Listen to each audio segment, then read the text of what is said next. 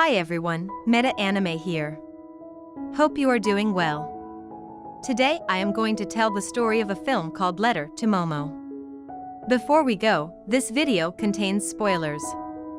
So please take this warning for those that haven't watched this movie yet. Without further ado, here's the recap of A Letter to Momo. Following the death of her father Kazuo, Momo Miyaura and her mother Akuko travel from Tokyo to the Seto Inland Sea. They both decided to move to her mother's estate on Shio Island and live with their relatives. Upon arriving on the island, they are welcomed by the grandpa and grandma to their new home. We are also shown 3 drops of liquid that seem to be following Momo and her mother to their home. While they were all having conversation, Ikuko's old friend Koichi, who is a postman, came to deliver a letter. Everyone was having a lovely conversation together except Momo, who was feeling awkward. Later that day, she helped the grandma move luggage to the attic. There, she found an antique box containing a book of old yokai that the grandpa's father collected. The yokai are a class of supernatural entities and spirits in Japanese folklore. As she left the attic, the 3 drops of liquid went inside the box. At the night, when they were unpacking their stuff, her mother told her that she will be taking the nurse training outside the island starting the next day. This means Momo will be mostly alone during the day on the island without her mother. In her room, Momo was holding an unfinished letter saying only, "Dear Momo." She then remembered how in her last conversation with her father, she told him that she hated him and do not bother to come back home. Later, her mother got a call saying that her father died due to an accident on his research ship. She found the unfinished letter on his desk and has been wondering what her father was trying to write to her. The next day, she and her mother went to a grocery store to do some shopping. There, they met some kids around Momo's age. Her mother then talked with the kids and introduced her daughter to them.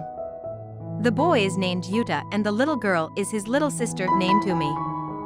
She then also asked Yuta to let Momo play with him and his friends. During the whole conversation, Momo, just like any awkward shy girl, hid behind her mother and stayed silent the whole time. At the pier, when her mother's boat was about to embark, Momo saw a little shadow figure also went inside the boat with her mother. She seemed confused and at home, she can't stop thinking about it. In the attic, she opened the book again and it seemed that there are some figures missing from the book. She also heard some voices and realized that the puddings her mother left her had all been eaten. Scared, she ran away from home, but 2 large shadows seemed to be following her. She is then found by Yuta, who invited her to his house. There, he showed her some straw boat his grandpa made, but she seemed uninterested and left. When her mother came back home, she hid at the front door while her mother was checking their house. Horrifyingly, she felt something licking her leg and saw a small shadow there. She tried telling her mother but was dismissed immediately as her mother can't see anything.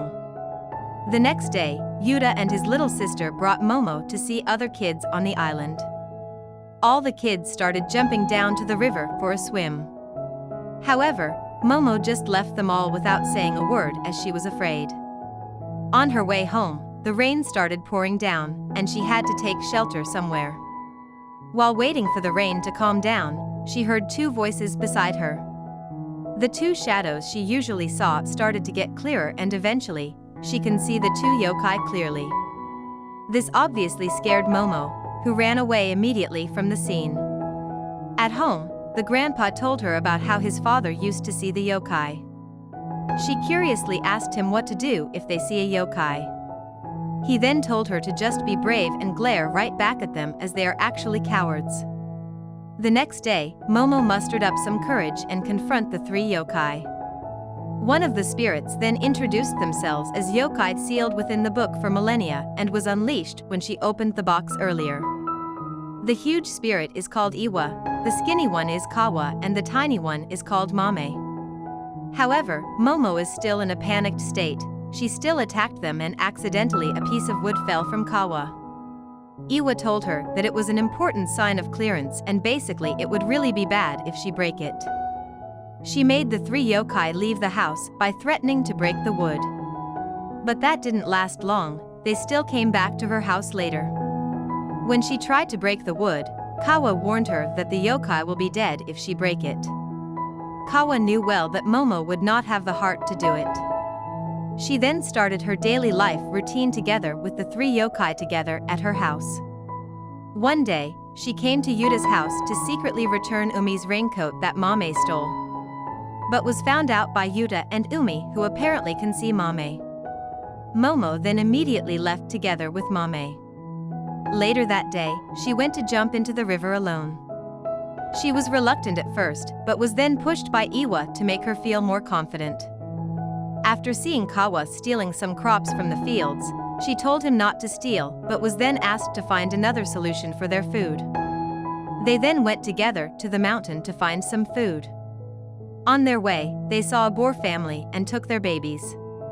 However, the parents chased after them. They all tried so hard to lose the boar parents, however, they were eventually caught and lost the baby boars. On the top of the mountain, Momo realized the beauty of the island and was mesmerized by it.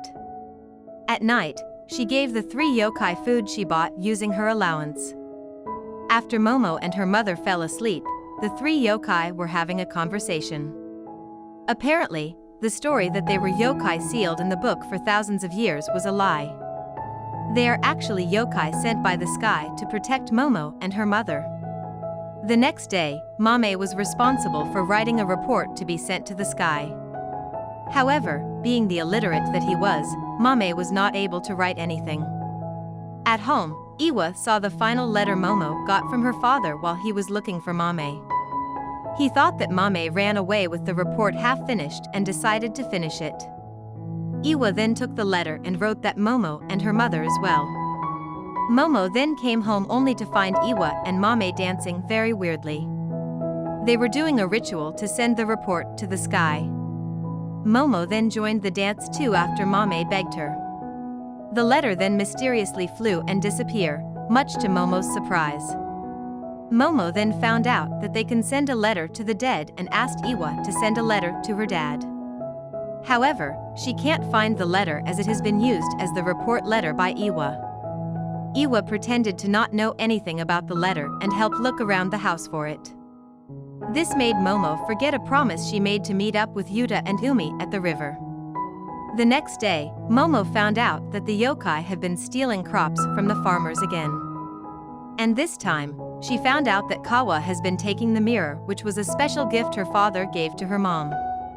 The mirror has been missing for a while now. While trying to take the mirror from Kawa, they accidentally broke it and caused a huge noise. Hearing the noise, her mother came to the attic only to see a bunch of stolen things and Momo alone with the broken mirror. When confronted, Momo told her the truth about the three yokai, however, her mother obviously wouldn't believe her story. This caused arguments between them, and Momo ran away from her home. Momo hid in the shelter on the mountain accompanied by the yokai, even though it already started a thunderstorm. She told them the story of how she last met her father. That day, she found out that the choir that her parents watched on their first date was coming to Japan on the day of their wedding anniversary. She made a promise to her father to spend time together that day without telling him about the choir to make it a surprise for him. However, her father had an important research project and he must go that day. The upset Momo then put the ticket on the table and left after saying some harsh words to him.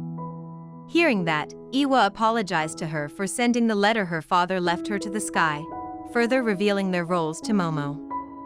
They were mischievous gods who got punished by the sky after crossing the line, which caused them to lose their true forms and powers. While dead humans were moving from the ground to the sky, they cannot watch over their families. So that's when the yokai watch after their families and report back to the sky. After her father reached the sky, their task will be complete, which will happen the next day. Meanwhile, her worried mother was looking for her around the island despite the heavy storm. Unfortunately, her asthma suddenly recurred and made her collapse on the street. Koichi then found Momo, who was hiding in the mountain, and took her home to see her mother. At home, the only doctor on the island couldn't come due to being stuck by a typhoon on another island for a house call. Suddenly, she remembered how her mother has been holding everything on her own and putting up a strong act in front of her all this time. Momo then asked the three yokai to help her bring the doctor from the other island. However, they insist that they are not allowed to interfere. Not willing to give up, Momo ran outside to get the doctor herself. Koichi and Yuta, who initially wanted to bring her back, decided to help her get across the island to save her mother. The three yokai then realized that they would have failed their duty as guardians if Momo and her mother lost their lives because of them. Back on the bridge, Momo and Koichi were stopped by the obstacles they faced. Suddenly, Momo saw a bunch of yokai running toward them. Mame has been asking the help of the yokai on the island to help Momo get across the island. The yokai acted as a barrier protecting Momo and Koichi from the heavy rain. This made Koichi very much confused, but they eventually made it.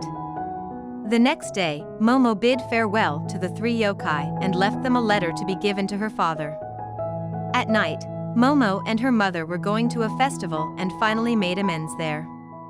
During the festival, the villagers sent straw boats they made off to the sea. And as all the villagers left, one boat came back to the shore at the place where Momo and her mother were.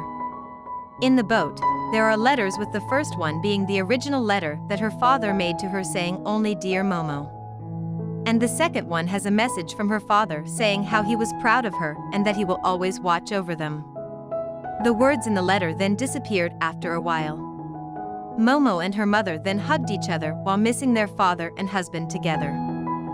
The movie ended with Momo finally jumping into the river from the bridge together with the other kids. Finally facing the fear she previously couldn't. So that concludes the recap of Letter to Momo. What do you guys think? One of the most striking aspects of the movie is its animation, which is both incredibly detailed and expressive. The characters are rendered with depth and realism that brings them to life on the screen, while the lush, vibrant landscapes of the island create a sense of wonder and magic. But beyond its visual appeal, it is also a deeply emotional and engaging story.